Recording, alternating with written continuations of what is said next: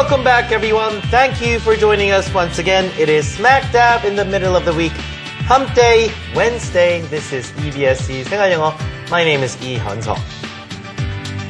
Wow, time flies by, right? It's already a Wednesday. Well, thank you for joining us on EBSC 생활영어. I am Jennifer Klein. Well, yesterday on our show, we talked about our personal information being stolen and being used for the wrong purpose. That's right. We talked about identity theft, right? Right. 자, 지난 시간에는 신원 도용에 대한 그런 주제를 한번 다뤄봤었습니다. 특히 개인정보가 유출되고 네. 뭐 신용카드 사기 사건이 일어날 수도 있겠고요. 일단은 신원 도용 자체로서 하나의 큰 범죄가 될 수도 있겠죠. Now we talked about voice phishing. That's right. 보이스피싱에 관련된 그런 이야기도 해봤고요. 네. 자, 그런 주제에서 중요한 핵심장 3개만 골라봤습니다. 먼저 간단히 복습하고 오늘 주제로 가겠습니다. 복습 도와주세요. Okay. Now we've picked out these 3 key sentences. The first one is, it was one of those voice phishing calls. 자, 기억나시죠? 대화 아주 첫 부분에 이 둘이 대화를 나누면서, 나 이상한 전화 받았어. I got a weird call yesterday 라고 말을 하면서, it was one of those voice phishing calls 라고 했었죠. voice phishing 마찬가지로 voice phishing인데요. 발음, 한번 연습을 해볼까요? voice phishing. 낚시하다라고 할 때 발음은 똑같죠? voice phishing calls. It was one of those voice phishing calls. voice phishing 전화였어 라는 말 한 번 더 해볼까요? It was one of those voice phishing calls. The second key sentence is, never give out your personal information over the phone. 자, 기억나시죠? give out. 내주다. 그렇죠? personal information 하면 개인 정보고요. over the phone, 전화상으로. Okay? So, never give out your personal information over the phone이라 하면은 절대 개인 정보를 전화로 누구에게도 알려주지 마. 절대 내주지 마라는 말이 되겠습니다. Let's do 2 more times. Never give out your personal information over the phone. Never give out your personal information over the phone. Good job. Key sentence 3. It can be used for identity theft. 그렇죠? 신원 도용이 바로 identity theft였는데요.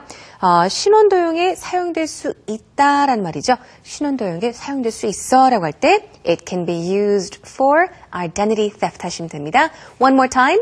It can be used for identity theft. 자, 그렇게 해서 지난 시간에 함께 했었던 내용이었습니다. 신원 도용에 관련된 주제였고요. 자, 오늘은요. 교육 쪽으로 또 주제를 한번 바꿔보도록 하죠. We're talking about social issues Yes. this week and last week. 자, 오늘은요. 유학 중에서도 어린 나이에 좀 가게 되는 유학들이 있죠. 조기 유학이라고 소위 하는. Yeah. You know, why do you think Korean parents send their kids to overseas schools at such early ages? I'm not sure because I am not a parent, but in my opinion, perhaps because they want to help, their children, perhaps really advance or improve their speaking skills. And they think it's very important to be able to do that at a young age.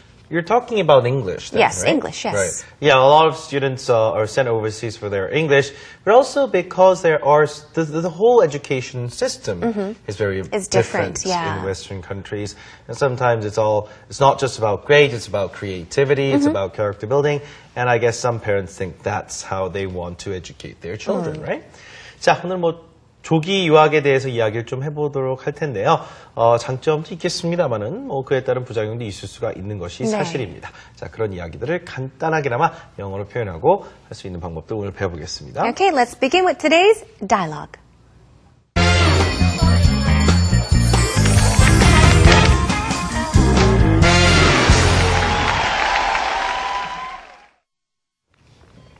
네, 오늘 들어볼 대화에는요, 앤지와 제시가 조기 유학에 대한 이야기를 나눕니다. 일단 먼저 앤지가 제시에게 어린아이들이 영어 실력을 높이기 위해서 조기 유학을 가는 것 같아라고 말을 했더니 제시가 맞다라고 하면서요, 조기 유학 때문에 가족이 좀 이렇게 따로 떨어져 사는 경우가 참 많다라고 해서 좀 안타깝다라는 말까지 합니다.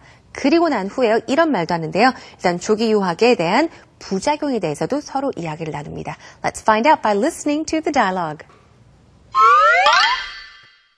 Many young Korean kids are going overseas to study. I've heard some families live separately because of that. I think it's sad that families have to live apart. I agree. Why are kids sent abroad? Some parents send their children to overseas schools for English. They may become better English speakers if they do that. I know, but there are side effects too. Like what? Some children have an identity crisis. Well, I guess you're right. Character building is important when you're growing up. 자, 일단 두 사람의 대화가 이렇게 시작이 됩니다. 자, 한 사람이요. Many young Korean kids are going overseas to study.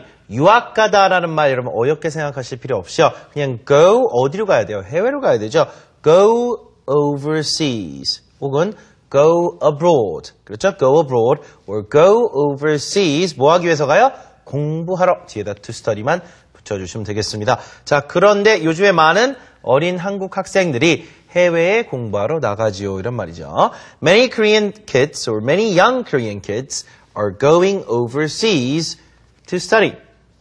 자, 그랬더니 제시가요. I've heard some families live separately because of that. 그랬죠?